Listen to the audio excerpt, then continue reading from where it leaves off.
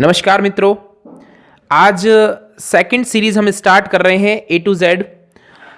तो इसमें पहले अपन जो पिछले क्वेश्चंस थे उनका रिवीजन कर लेते हैं। देखो, ये पहला क्वेश्चन था हमारा, घनीय क्रिस्टल तंत्र में अक्षीय कोण का मान कितना होता है। बताया था alpha beta gamma is equal to 90 degree. Second question था हेनरी नियम का गणितीय रूप, तो उसमें अपन ने पढ़ा है कि P और P इज इक्वल टू के एच एक्स। ठीक है, ओके, एक्स यहाँ मूल भिन्न है, ऐसे बताया था कुछ। ठीक है, इसके अलावा हम लोग अगला है वेग स्थिरांक, जो है ताप बढ़ाने पर बढ़ता है या घटता है। ठीक है, तो इसमें अपन ने देखा था कि बढ़ता है। अगला क्वेश्चन है अपना सी यू व जेड एन में से, ठीक है ना, ये सी यू व जेड एन में से किसकी परमाणु त्रिज्या जो है वो ज़्यादा होती है।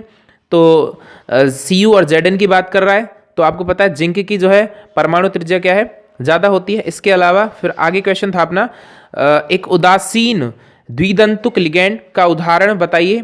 तो पहली बात तो अपन ने यहाँ पढ़ ली थी कि उदासीन भी होना चाहिए। देखो, उदासीन मतलब चार्ज क्या होना चाहिए, जीरो। तो हमने पढ़ लिया था एथिलीन डाइएमीन, और उसका फॉर्मूला होता है NH2CH2 और ये NH2।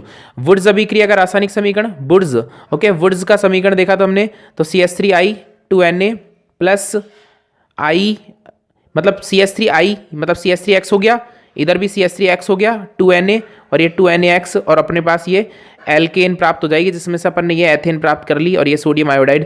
ठीक है ना, कोई X भी हो सकता है यहाँ पे, X4 FCl Bri कुछ भी हो सकता है। ठीक है, ओके, तो फिर फटाफट से अगले इसमें क्वेश्चंस को और देख लेते हैं। इसका क्वेश्चन नंबर 7 की बात कर लेते हैं अपन। ठीक है, क्वेश्चन नंबर 7 नंबर क्वेश्चन अपना कह रहा है कि ईथर में ऑक्सीजन पर कौन सा संकरण होता है। ठीक है, तो ईथर जो है आपका, ईथर में ऑक्सीजन की बात कर रहा है, ऑक्सीजन में कौन सा संकरण है, sp3 संकरण था।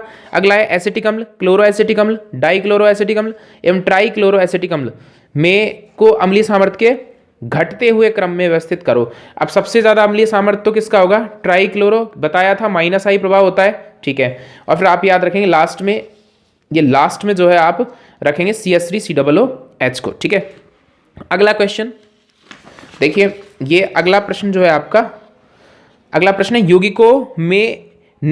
यौगिकों के जो निम्नलिखित युग्म है उनमें से कौन सी समवेता है, इन दोनों के अंदर कौन सी समवेता प्रदर्शित की जा रही है। दोनों पहले आप देखेंगे, दोनों को CH3 CH2 और NH2 लिखा है, फिर इधर लिख रहा है CH3 CH, इधर लिख रहा है CH3, है ना। तो मैंने जो NH2 है ये मतलब पहले नंबर पर लिख रहा है, इधर ये 2 नंबर पर लिख रहा है। कोई जो कि श्रृंखला है उसमें कोई परिवर्तन नहीं है, श्रृंखला समावेता तो नहीं है, तो फिर स्थिति समावेता है, क्योंकि इसकी स्थिति में क्या हो गया, परिवर्तन हो गया।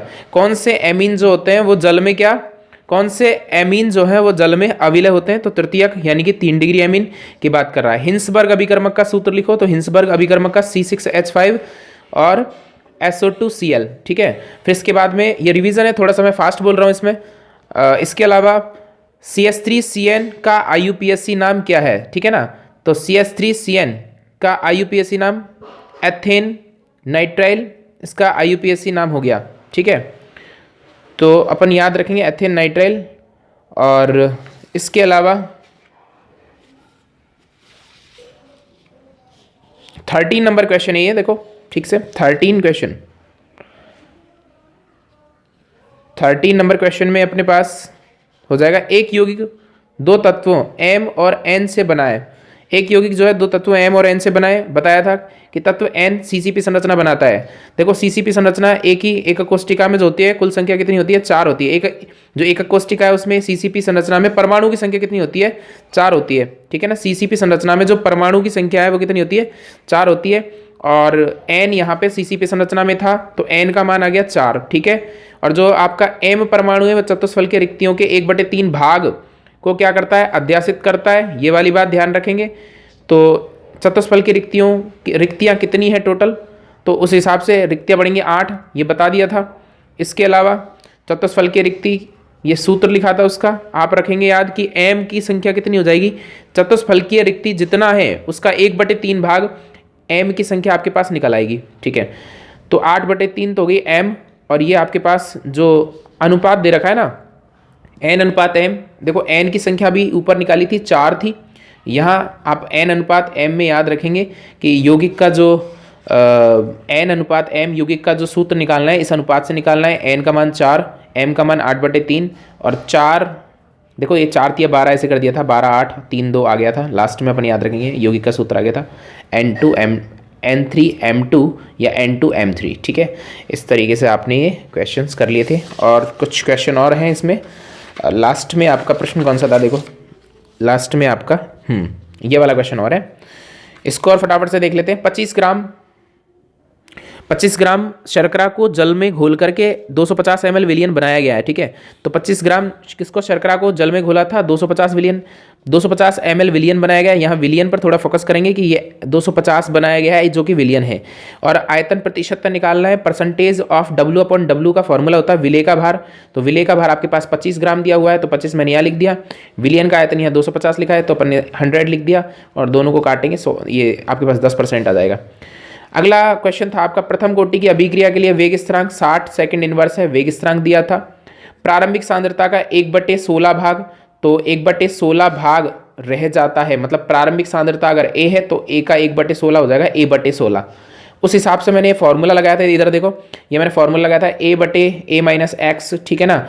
तो A का मान 1 मान लिया, तो 1 का 1/16 भाग ऊपर आ जाएगा 16, फिर इसके बाद में मैंने 16 को लिख दिया था 2 की घात 4, फिर 4 आ गया था आगे, log m⁴n के फॉर्मूले से 4 आगे आ गया था, 4 इंटू log 2 की वैल्यू 0.3010 होती है और मल्टीप्लाई करके ये आपके डायरेक्टली आंसर आ जाएंगे, ठीक है। ये हो गई थी बात अब तक की, और फिर अब चलते हैं अपन आगे, ठीक है। तो चलो आगे चलते हैं आज की इस नई सीरीज पर। एक बार फिर से नमस्कार मित्रों, और अब देखिए हम नए क्वेश्चंस की ओर आते हैं। और देखिए नए क्वेश्चन में मैंने पहला क्वेश्चन लिखा है, किसी धातु की फलक केंद्रित घनीय FCC एकक कोष्टिका में उपस्थित परमाणुओं का आयतन कितना होगा।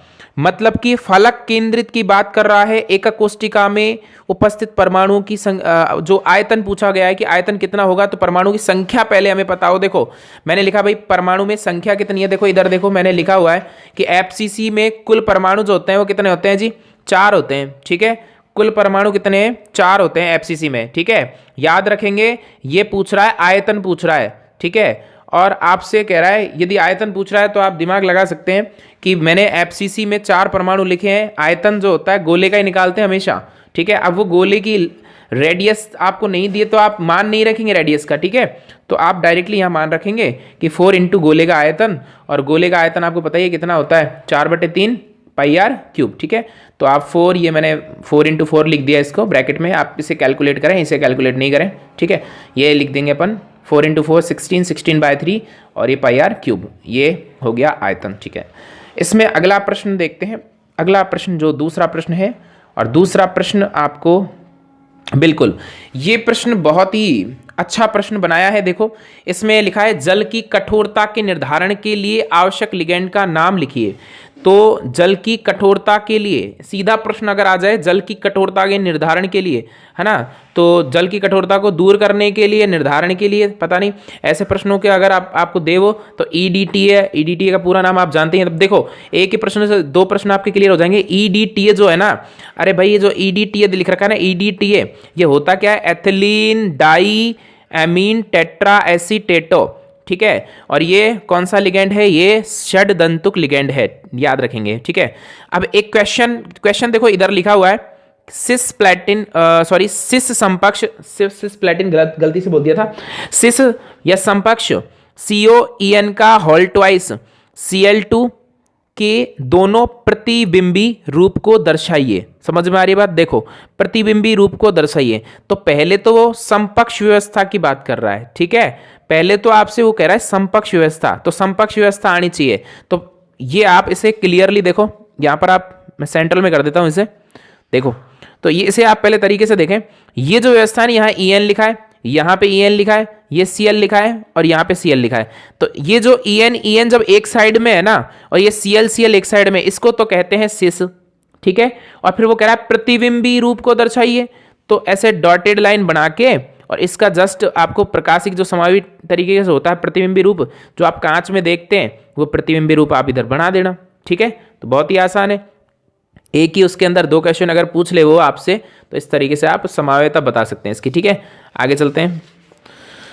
देखिए अगला जो प्रश्न है वो प्रश्न है आपका कि ट्रिस एथेन, देखिए ट्रिस एथेन 1,2-डाईएमीन, ट्रिस एथेन 1,2-डाईएमीन क्रोमियम थर्ड, ठीक है, ट्रिस एथेन 1,2-डाईएमीन क्रोमियम थर्ड। और आगे लिख रहा है हेक्सा साइनो कोबाल्ट, ठीक है, इसको बीच में कर लेते हैं पहले अपन। देखो लिखा हुआ है ट्रिस एथेन 1,2-डाईएमीन और chromium third hexacyanocobaltate third, okay, का सूत्र लिखो, ठीक है। तो पहले तो आपको इधर थर्ड लिख रहा है ना, फिर इधर थर्ड लिख रहा है, देखो दोनों साइड में इधर भी थर्ड है इधर भी थर्ड है, तो अपन क्या करेंगे, यानी एक संकुल तो पूरा की पूरा हो गया ये, और एक संकुल हो गया पूरा की पूरा ये, तो दो संकुल बन रहे हैं भाई। दो संकुल में से इधर लिख रहा है क्रोमियम, तो पहले संकुल के अंदर लिखो क्रोमियम।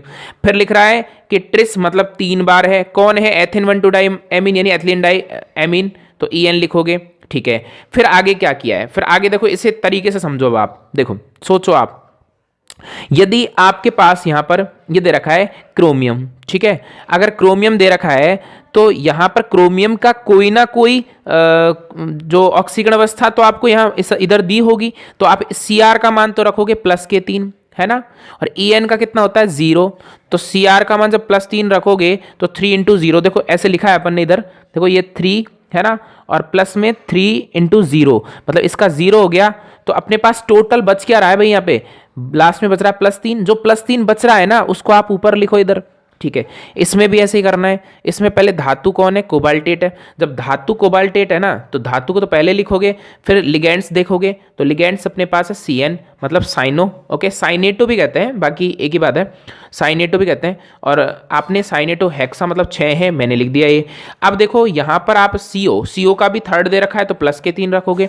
CN कितना होता है, CN 6 अपने पास, एक का होता है -1, तो इसको मल्टीप्लाई करेंगे +3 -6 अपने पास टोटली आ जाएगा -3, -3 आ गया ना, इसको रखो इसके ऊपर। अब मुझे बताओ कि इधर +3 इधर -3, अगर +3 -3 को आसपास में यहाँ रखेंगे तो आपस में ये एक लवण बना लेंगे, और जब ऐसा होता है तब तो आप है ना +3 -3 को एक साथ लिख सकते हैं। अगर यहाँ पे +2 होता ना तो नीचे लिखते हैं यहाँ 2, इधर यहाँ वही होता -3, तो अपन यहाँ लिखते 3 और फिर क्रॉस वाइज मल्टीप्लाई करते जैसे मैंने आपको सिखाया है ना, ठीक है। और लास्ट में आप इसे ऐसे लिख सकते हैं। एक प्रश्न है पीने कोल से, ठीक है, देखो ये जो लिखा है ना पीने कोल से, यहाँ पर देखो पीने कोल से एसीटोन बनाने का समीकरण। अब पीने कोल, ऑल की आवाज आ रही है ना, तो पीने कोल ऑल से बनाना है ऑन, मतलब एल्कोहल से बनाना है कीटोन, याद रखेंगे, ठीक है।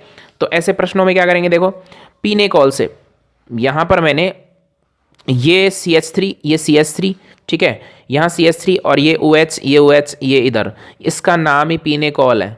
कैसे, 2 ऑल समूह जुड़ रहे हैं, पीने कोल। ऑक्सीकरण के लिए HiO4 मतलब अम्ल है, ऑक्सीकरण करने के लिए, ठीक है।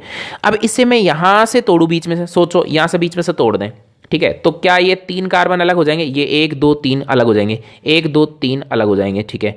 लेकिन एक हाइड्रोजन बच रहा है ना इधर, इस हाइड्रोजन को और इस हाइड्रोजन को यदि आप हटा दें, इस हाइड्रोजन को और इस हाइड्रोजन को आप हटा दें, तो देखो अब आपके पास ये वाली संरचना बन जाएगी, ये वाली है ना, हाइड्रोजन को हटा दे तो ये वाली संरचना बन जाएगी। तो ये हाइड्रोजन कहाँ जाएंगे भाई, I4 है, सॉरी IO4 है, HiO4 है। अगर एक ऑक्सीजन और ये दोनों हाइड्रोजन अगर बाहर निकल जाए साइड में, तो देखो इस तरीके से आप स्ट्रक्चर बना सकते हैं। ये H2O निकल जाएगा ना, और इधर क्या है HiO3, देखो HiO4 था, एक ऑक्सीजन आपने इन H के साथ में निकाल दिया, H2O निकल गया और HiO3 आपके पास लास्ट में बच जाएगा। ये क्या है, ये एसीटोन है, और एसीटोन बनाने का ये समीकरण है। तो इस तरीके से आप आपका ये 5वां प्रश्न कंप्लीट है। अब इसके बाद में अगले प्रश्न की ओर चलते हैं। हाँ, तो छठा प्रश्न आपका जो है, निम्नलिखित यौगिकों का नाभिक स्नेही योगात्मक क्रियाओं के प्रति, यहां पर नाभिक स्नेही अभिक्रिया नहीं लिखा, यहां पर ध्यान से पढ़ें, ये लिख रहा है नाभिक स्नेही योगात्मक क्रियाओं के प्रति क्रियाशीलता का क्रम होगा। तो कौन से वो यौगिक लिखे हुए हैं, देखो ध्यान से देखो, ये लिखे हुए हैं, ध्यान से देखिए, नाम सबका आपको आता ही है, देखो इनके नाम भी याद करें, क्या पता कौन सा प्रश्न आपके आ जाए। एक बार है ना एग्जाम में 2018 की बात है, एग्जाम में एसीटोन का IUPAC नाम पूछ लिया था, ठीक है। तो CH3CHO, देखो अब एक ही प्रश्न से कितने प्रश्न मैं क्लियर करवाता हूं। CH3CHO है क्या, ये सब एसिटैल्डिहाइड है, क्या है ये? एसिटैल्डिहाइड है। और इसे इसे अपन एथेनॉल कहते हैं। किसमें किसमें कहते हैं? ये आप लिखते चलें ऐसी चीज़ों को, है ना। तो एथेनॉल किसमें कहते हैं? आईयूपीएससी में कहते हैं। ये आपका क्या है? तो ये आपका फॉर्मेल्डिहाइड है। फॉर्मेल्डिहाइड को क्या कहते हैं आईयूपीएससी में? मेथेनॉल कहते हैं। ऐसे सीधे प्रश्न भी आपसे आ सकते हैं। और ये आपका एसीटोन है। एसीटोन को क्या कहते हैं? Dimethyl ketone. और आईयूपीएससी में इसका नाम हो जाता है प्रोपेनॉन। यही प्रश्न पूछा गया था 2018 में 1 नंबर का। तो इस तरीके के छपने वाले प्रश्न आप थोड़े से याद रखें, है ना। और अब जो ये प्रश्न है क्रियाशीलता का क्रम किसी का भी आ सकता है। और देखिए यहां पर इसका आंसर होगा कि सबसे ज्यादा क्रियाशील तो ये है, और इससे कम क्रियाशील जो है वो ये है। ठीक है, मतलब कि आपका फॉर्मेल्डिहाइड है, सॉरी एल्डिहाइड है, एसिटैल्डिहाइड। ये फॉर्मेल्डिहाइड है, ये एसिटैल्डिहाइड है, और फिर एसीटोन है। तो आपको इसमें डिफरेंस कैसे करोगे आप वहाँ पे कि साहब हम कैसे पता लगाएं सर कि ये, क्योंकि ये तो हमें पता ही नहीं चल रहा है यहाँ पे कि किसका ज़्यादा है या किसका कम है। देखो यहाँ पे हाइड्रोजन है ना दोनों साइड में। जब दोनों साइड में हाइड्रोजन होना तब आप समझेंगे कि दोनों तरफ जब एल्किल समूह नहीं है तो त्रिविमीय बाधा नहीं आएगी। इसका रीजन होता है जितने एल्किल समूह जुड़े होंगे, है ना, इस कीटो समूह के साइड में उतनी ही ज्यादा त्रिविम बाधा होगी नाभिक स्नेही योगात्मक क्रियाओं को होने में। तो इसीलिए इसको याद रखेंगे कि त्रिविम बाधा यहां पर हो रही है या नहीं हो रही है। यहां पर त्रिविम बाधा हो रही है, सॉरी यहाँ पर त्रिविम बाधा नहीं हो रही है, और यहाँ पर त्रिविम बाधा हो रही है ना। तो त्रिविम बाधा की वजह से यहाँ पर याद रखेंगे जितने ज़्यादा CH3 जुड़ेंगे उतने ही कम क्रियाशील होंगे, और जितने कम CH3 जुड़े होंगे, जितने कम R भाग या एल्किल भाग जुड़े होंगे उतने ही वो अधिक क्रियाशील होगा। तो सबसे ज़्यादा क्रियाशील ये, सबसे कम क्रियाशील ये हो जाएगा। ठीक है, ओके, घटता बढ़ता लिख दे तब भी आप लिख सकते हैं आराम से। अगला प्रश्न है निम्नलिखित अम्लों के अम्लीय सामर्थ्य का क्रम कारण सहित। अरे ये तो बिल्कुल छपेगा भाई ये प्रश्न तो, है ना, क्योंकि देखो मैंने पिछले उसके अंदर भी एक क्वेश्चन अम्ल से रिलेट बताया था, और ये भी पिछले वाले में भी अम्ल से रिलेट बताया, यहाँ भी उसमें क्लोरो एसिटिक अम्ल वगैरह कुछ ऐसा था, है ना।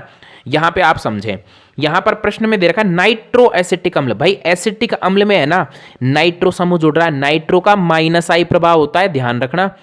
साइनो का भी -I प्रभाव होता है, ये भी एसिटिक अम्ल में जुड़ रहा है, और एक ब्रोमीन भी एसिटिक अम्ल में जुड़ रहा है। अब ये तो आप आसानी से कर दोगे कि क्लोरो एसिटिक अम्ल और एसिटिक अम्ल में से कौन अम्लीय है, क्योंकि पिछले वीडियो में बता दिया था मैंने। लेकिन अगर वो थोड़ा सा और घुमा दे प्रश्न को, क्योंकि ये जो है ना ये अम्ल सामर्थ्य के क्रम तो आने ही ये छपेंगे एग्जाम में, ध्यान रखें।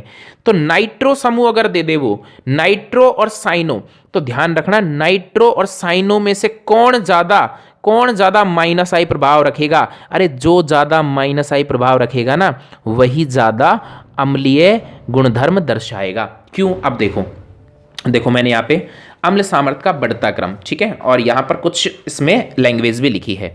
देखो सबसे कम तो मैंने इसको लिखा है, सबसे कम मैंने लिखा है, मैं इसको बिल्कुल मिडिल में कर देता हूँ।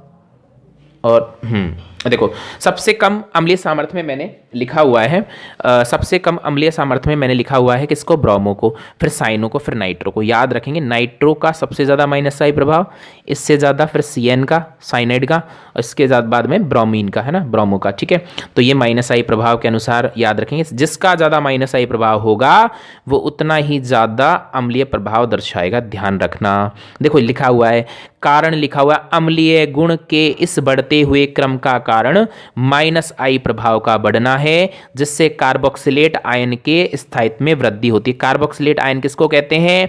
तो जो COO नेगेटिव समूह है उसको कार्बोक्सिलेट कहेंगे, और COO नेगेटिव यदि बनेगा तो H+ त्यागा जाएगा, और H+ को त्यागना ही अम्ल कहलाता है, क्योंकि अम्ल H+ का क्या करते हैं? त्याग करते हैं। जो जितनी जल्दी H+ का त्याग करेगा वो उतना ही ज़्यादा अम्लीय होगा। ठीक है, और फिर हम फटाफट से चलते हैं अगले प्रश्न की ओर। हाँ, तो अगला क्वेश्चन है क्वेश्चन नंबर 8। 0.2 मोलल विलयन का क्या अर्थ है? मोलल, ठीक है, मोललता, मोलरता, ऐसे शब्दों को याद रखें। मोलल लिखा हुआ है, आसान सा आंसर हो जाएगा इसका, यानी कि 0.2 मोलल विलयन का अर्थ है कि 0.2 मोल विलेय 1000 ग्राम विलायक में क्या घुला हुआ है। याद रखेंगे, बहुत सिंपल है। ठीक है, तो 1000 ग्राम विलायक याद रखें, क्योंकि मोललता की परिभाषा में था 1000 ग्राम विलायक में घुले हुए विलय के मोलों की संख्या को। ठीक है, बहुत सिंपल था।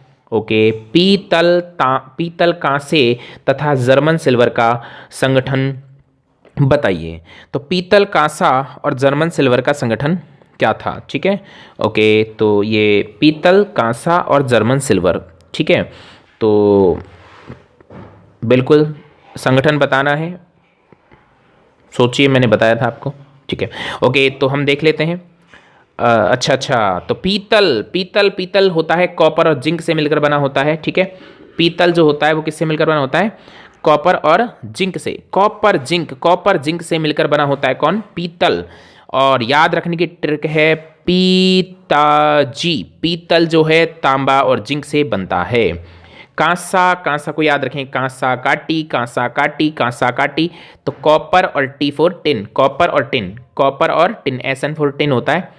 जर्मन सिल्वर के लिए याद रखेंगे कॉपर जिंक निकल, तो जिंक से याद रखें, है ना, जर्मन सिल्वर। तो जर्मन को कैसे लिखेंगे? तो जर्मन। ओके, तो जा से जिंक, जा से क्या हो जाएगा? जिंक। रा, अब रा कॉपर में रे आता है ना लास्ट में, और न मैं साइलेंट, न से याद रखेंगे निकल, है ना, जर्मन। ठीक है, तो जैसा जिंक, रे से कॉपर और ने से निकल। ठीक है, इस तरीके से थोड़ा सा याद रखें आप। तो ये, और वो सीटी टाका मैंने बताया था आपको, सीटी टाका धातु जो सीसा और टिन से, है ना, सीटी टाका, ऐसे याद रखें थोड़ा सा। ओके, अब आगे चलते हैं। देखो, गोताखोरों द्वारा श्वसन के लिए प्रयुक्त गैसीय मिश्रण का संगठन क्या होता है? थोड़ा मैं इसको बीच में रख लेता हूं। ये देखो, ये इसका आंसर भी आ गया। और गोताखोर जो होते हैं, गोताखोर, ठीक है, गोताखोरों द्वारा श्वसन के लिए प्रयुक्त गैसीय मिश्रण का संगठन क्या होता है? तो गोताखोरों के बारे में आपको पता ही है। और गैसों का मिश्रण याद रखेंगे, हीलियम जो होता है, अरे पानी में डुबकी नहीं लगाते हैं क्या? डुबकियां सिंधु में गोताखोर लगाता है, वो वही गोताखोर है ये। ठीक है, और हीलियम 11.7%, N2 56.2% और O2 32.1%। बिल्कुल, बहुत आसान सवाल था। ठीक है, तो अब इसके बाद में आगे चलते हैं। हाँ, तो नेक्स्ट क्वेश्चन है, ताप बढ़ाने पर गैसों की द्रव में विलेयता पर क्या प्रभाव पड़ता है? मतलब ताप बढ़ाने पर गैसों की द्रव में विलेयता पर क्या प्रभाव पड़ता है? सोचिए, ताप बढ़ाएंगे तो गैसों की द्रव में विलेयता बढ़ेगी या घटेगी? बहुत आसान सा क्वेश्चन है, इसका आंसर हो जाएगा ताप बढ़ाने पर गैसों की द्रव में विलेयता क्या हो जाएगी? कम हो जाएगी। भाई गैसेज है ना, सोडा वाटर बताया था ना मैंने। अरे सोडा वाटर जैसे मशीन से बाहर निकलता है, बुलबुले निकलते हैं, CO2 गैस बाहर निकलती है, बहुत सिंपल है। ठीक है, ओके, इसके बाद में अगला प्रश्न क्या है? देखो, अगला प्रश्न है, गैसों की द्रव में विलेयता पर किसका, दाब का क्या प्रभाव पड़ता है? ये थोड़ा घुमा सकता है आपको प्रश्न, दाब का क्या प्रभाव पड़ता है? तो दाब भी बहुत आसान प्रश्न है, घूमना नहीं है आपको। विलेयता क्या हो जाएगी? बढ़ जाएगी। अरे भाई प्रेशराइज करोगे तभी तो CO2 के मॉलिक्यूल उसके अंदर बढ़ेंगे। ठीक है, तो प्रेशर बढ़ाने पर क्या हो जाएगा? विलेयता बढ़ जाएगी। ठीक है, सॉल्युबिलिटी बढ़ जाएगी। आगे अगला प्रश्न है, फ्रेंकल तथा शॉर्ट। अरे ये आ गया आपका फेवरेट क्वेश्चन, और ये प्रश्न तो छपने वाला प्रश्न है भाई। ठीक है, इसको तो क्लियर करके ही जाएंगे आप। ठीक है, इसको तो आप क्या क्लियर करके जाएंगे? क्या करोगे आप? क्लियर ही करना है। ठीक है, अब अच्छा, शॉर्ट की और फ्रैंकल, शॉर्ट की याद रखेंगे, सात समुंदर पार में तेरे, है ना, वो डॉट वो गाना था ना। ठीक है, ऐसे याद रखेंगे, मैंने बताया था तुम्हें। ओके, तो इस तरीके से आप याद रखेंगे ट्रिक से। तो कौन किसके पीछे पीछे गया? शॉर्ट की में गया, कोई गया, कौन गया, है ना, धनायन के पीछे पीछे ऋणायन गया। ठीक है, या ऋणायन के पीछे पीछे धनायन गया, ऐसे याद रखेंगे, है ना। तो सात समुद्र पार पीछे पीछे कौन गया? शॉर्ट की में गया। 100 से शॉर्ट की याद रखेंगे और सात समुद्र से सात याद रखेंगे। ठीक है ना, और क्या, ज़्यादा दिमाग में गाने को मत लेना, है ना। इसके बाद में धनायन व ऋणायन क्रिस्टल को छोड़कर चले जाते हैं। ठीक है, तो सबसे पहले आकार समान होना चाहिए। अब भाई कोई पीछे पीछे जाएगा तो आकार समान होगा तभी तो जाएगा ना। ठीक है, ओके, इसमें ऐसे भी याद रखेंगे। और घनत्व तो प्रभावित हो गई, है ना। हमारे घर से कोई दो मेंबर बाहर जा रहे हैं तो फिर घनत्व तो वहाँ डेंसिटी तो कम ही होगी ना। Density is proportional to density is equal to mass upon volume. तो डेंसिटी द्रव्यमान के साथ में क्या घट जाती है, तो डेंसिटी भी कम हो जाएगी क्योंकि द्रव्यमान कम हो रहा है। कोई व्यक्ति जा रहा है क्रिस्टल को छोड़ करके, ठीक है। यहाँ पर याद रखें धनायन व ऋणायन क्रिस्टल को छोड़कर चले जाते हैं, ये तो मैंने पहले ही बता दिया पीछे पीछे, ठीक है। कौन चला गया? धनायन के पीछे चला गया ऋणायन, ठीक है। तो ये चीज़ें याद रखें। अब आ जाते हैं फ्रैंकल पर, ठीक है। ओके तो यहाँ पर फ्रैंकल में क्या है? धनायन व ऋणायन के आकार में अधिक अंतर होता है। यहाँ आकार क्या था? समान था, तो इसका अपोजिट है ये। यहाँ आकार में क्या है? अधिक अंतर होता है। अब अधिक अंतर होगा तो ये पीछे पीछे जाने का काम है ही नहीं। घनत्व पर कोई प्रभाव नहीं। किसके घनत्व पर कोई प्रभाव नहीं? भाई कोई बाहर जा ही नहीं रहा, देखो तो कोई जाएगा ही नहीं बाहर, तो घनत्व कैसे बदलेगा? नहीं बदलेगा। समन्वय संख्या निम्न होती है, यहाँ पर लिखा है समन्वय संख्या उच्च होती है, ठीक है। इसकी समन्वय संख्या निम्न, इसकी उच्च। ये उच्च समन्वय संख्या का मतलब कि आसपास के जो पड़ोसियों की संख्या यहाँ पर ज़्यादा थी, तभी तो ये 7 समुद्र गए, ठीक है ना। यहाँ पर समन्वय संख्या क्या है? निम्न है। यहाँ पर आराम से फ्लेक्सिबिलिटी है, आराम से रहेंगे यहीं पे। और ये धनायन अंतराकाश में चले जाते हैं। धनायन यहाँ से खुद की जगह से जाता तो है पर क्रिस्टल को नहीं छोड़ेगा, यहाँ पे अंतराकाश में चला जाएगा। तो ऐसे आप आराम से इनका डिफरेंस करके याद रखेंगे। पहला इसमें हो जाएगा धनायन ऋणायन का आकार समान, आकार में अधिक अंतर, सॉरी, इधर आकार समान, इधर घनत्व पे कोई प्रभाव नहीं, इधर घनत्व प्रभावित होता है, यानी कि घनत्व क्या होता है? कम हो जाता है। यहाँ समन्वय संख्या जो होती है वो यहाँ पर निम्न होती है और यहाँ पर क्या हो जाती है? उच्च हो जाती है। धनायन अंतराकाश में चले जाते हैं, यहाँ धनायन और ऋणायन क्रिस्टल को छोड़कर ही बाहर चले जाते हैं। एग्जाम्पल याद रखेंगे, यहाँ जो आप क्षार धातुएं पढ़ते थे, है ना, उसमें पहले नंबर वर्ग में सोडियम और पोटेशियम दोनों के क्लोराइड ले लिए मैंने, यहाँ Zn ले लिया और AgCl। यहाँ एक प्रश्न और याद रखेंगे। एक प्रश्न कौन सा याद रखेंगे? आप प्रश्न को याद रखेंगे कि आपका जो AgCl का क्रिस्टल था, ठीक है ना, AgCl का क्रिस्टल वो भी इसमें काउंट होगा कि आपका AgCl क्रिस्टल, ठीक है, AgCl नहीं, AgBr का क्रिस्टल, AgBr का क्रिस्टल जो था वो क्रिस्टल भी यहाँ पर याद रखेंगे, दोनों ही दोष को दर्शाएगा। अच्छा अगला प्रश्न पढ़ते हैं, लास्ट प्रश्न है इसका, आज का सबसे महत्वपूर्ण प्रश्न है और इसको आप तरीके से देखते रहें। नियोबियम का क्रिस्टलीकरण अंतः केंद्रित घनीय संरचना में होता है। यदि इसका घनत्व जो है वो दे रखा है 8.55 ग्राम सेंटीमीटर क्यूब हो तो, ठीक है, इतना इसका क्या हो? घनत्व हो, ठीक है। तो फिर आप क्या करेंगे बताओ? तो इसके परमाणविक द्रव्यमान यानी कि कितना दे रखा है परमाणविक द्रव्यमान? जो आपका दे रखा है 93 यूनिफाइड का प्रयोग करके, और आप क्या करोगे? परमाणु त्रिज्या इसकी ज्ञात करोगे। मैं इसको एक बार सेंटर में ले लेता हूं, देखो। हाँ अब देखिए, मैं यहाँ 1 by 1 इन चीज़ों की बातें कर लेते हैं। देखो मैंने स्टार्टिंग में ये, ठीक है, यहाँ पर लिखा है, देखिए BCC संरचना, ठीक है, BCC संरचना, और लिख रहा है Z बराबर 2। ये चीज आपको बताती है कि जो BCC संरचना है ना आपकी, उसमें Z क्या मान तो 2 ही होता है। M इसमें पहले से दिया है, ठीक है, M आपका पहले से दिया है। Na जो है, Na इसमें जो यूनिफाइड में है ना, ये मान दिया हुआ है आपको। Na जो होता है, Na यानी अवोगाद्रो नंबर है 6.022 इंटू 10⁻23। डेंसिटी भी आपको दी हुई है, ज़्यादा दिमाग लगाना नहीं है। फॉर्मूला एक ही होता है, सिंपल फॉर्मूला है इसका, और ये इसका फॉर्मूला है, देखो ये इसका फॉर्मूला है, ठीक है। Density is equal to Z into M A cube into Na, और ये आप A cube is equal to Z into M, और यहाँ D इंटू Na, ठीक है ना। आप ऐसे रखें Z इंटू एम, ठीक है। ये मैंने कुछ नहीं किया, ए क्यूब को इधर भेजा, D इधर भेज दिया वापस से, ठीक है। और अब देखो Z is equal to 2, M is equal to 93, ठीक है ना, इसका मान 8.55, और Na की वैल्यू ऐसे कैसे, कुछ नहीं करना है। लास्ट में इधर आएंगे और देखो, ठीक है, इसको आप तरीके से देखें। ये यहाँ पर लिखा हुआ है, देखो यहाँ पर लिखा हुआ है कि ए क्यूब जो है, ए क्यूब यहीं से तो लिया है अपन ने, ए क्यूब जो है वो 3.61 इंटू 10⁻23 ये आ जाएगा, ये कैलकुलेट करना भाई, तुम इसको कैलकुलेट कर लेना, ये आंसर आएगा इसमें, ठीक है। और a इज इक्वल टू क्या है, तो a क्या कर देंगे, इसका रूट क्यूब कर देंगे, इसका रूट क्यूब करेंगे 23 है, 24 के समथिंग होता है तब 8 आ जाता है।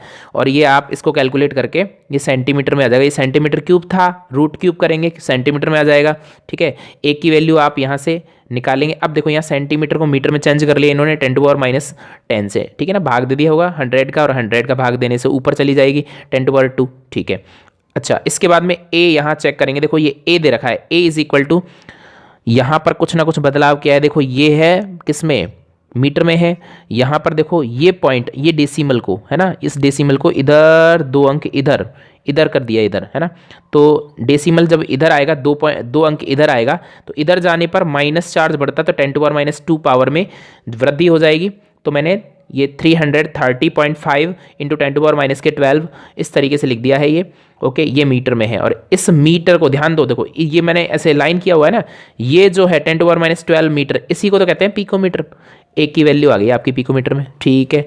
अब आपका प्रश्न हल हो सकता है आराम से, ये वैल्यूज़ को आप थोड़ा सा निकाल लेंगे तरीके से, और ये आप इसका हल आराम से देख सकते हैं। देखो ये बड़े तरीके से लिखा है, BCC में घन की भुजा व त्रिज्या के मध्य में संबंध क्या होता है, घन की भुजा a बराबर 4/√3r, ये होता है, ठीक है ना।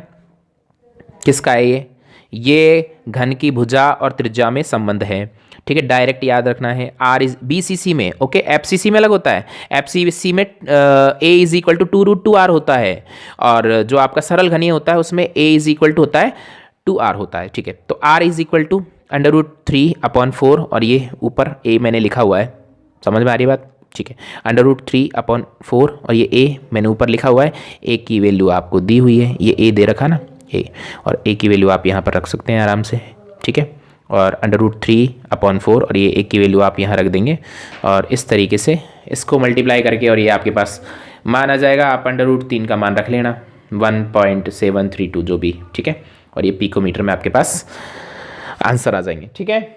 तो इस तरीके से बने रहिए हमारे साथ, और कोशिश करूंगा मैं अगले सीरीज़ के अंदर और भी कुछ बहुत ही महत्वपूर्ण प्रश्न लाने की। लेकिन ये जो फर्स्ट चैप्टर से और ये चैप्टर नंबर 12 से जो ये इंपॉर्टेंट क्वेश्चन आ रहे हैं, बाकी सारे ही चैप्टर से मैंने प्रश्न लेने की प्रयास किया है, और इनको आप थोड़ा देखते रहें, जिससे कि हो सकता है फर्स्ट चैप्टर में क्या अपन थ्योरी तो बहुत पढ़ते हैं, कुछ न्यूमेरिकल नहीं पढ़ पाते हैं, तो ऐसे न्यूमेरिकल कुछ क्लियर अपन करके चलें, जिससे कि अगर मान लो उनमें न्यूमेरिकल दे दिए उन्होंने, तो आपको कोई दिक्कत नहीं आए। और कहाँ से आना है न्यूमेरिकल, यही आपके फॉर्मूले होते हैं, गिने चुने फॉर्मूले हैं, इन्हीं से बन के आने हैं, और यही फॉर्मूला लगेगा कैसे भी, आपके पास मान भी सारे दिए होते हैं, और आप जो साइंस के स्टूडेंट हैं सभी आराम से, मैथ्स के नहीं बोलूँगा, है ना, साइंस के स्टूडेंट है सभी की सभी, आप आराम से इनको क्वेश्चन कर सकते हैं, ठीक है, ओके।